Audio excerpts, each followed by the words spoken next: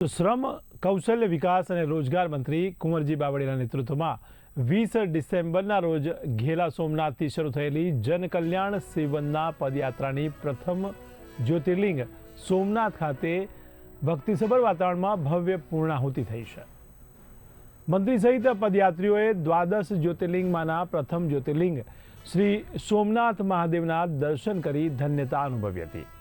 મંત્રીએ ભક્તિ, ભવ્યતા અને દિવ્યતાના પ્રતીક સમા પ્રથમ જ્યોતિર્લિંગ સમક્ષ શીશ ઝુકાવીને રાજ્યના નાગરિકોની સુખાકારી માટે ભાવપૂર્વક પ્રાર્થના પણ કરી હતી।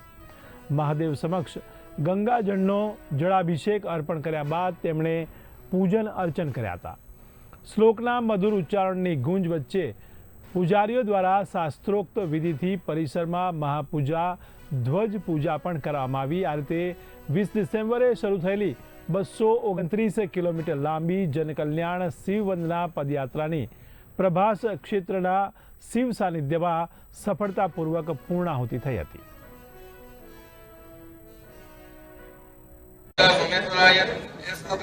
20મી ડિસેમ્બરે જનકલ્યાણ શિવ મંગલ પદયાત્રા ઘેલા સોમનાથ મહાદેવના દર્શન કરીને પૂજા અર્ચના કરીને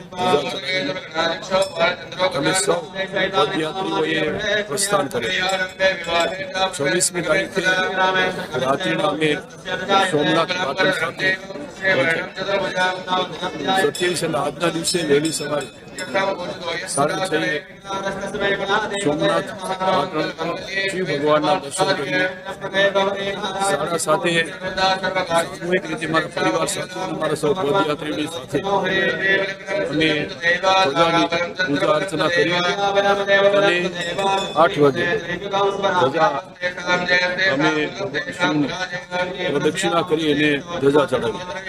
આ રીતે અમારી જે સંકલ્પ યાત્રા હતી સૌ લોકોનું કલ્યાણ થાય, જીવનની સુખાકારી વધે અને સૌ સમાજમાં એક સમરસતા કેળવાય અને સરકારની અને ભારત સરકારની જે કલ્યાણકારી યોજનાઓ છે એ યોજનાઓ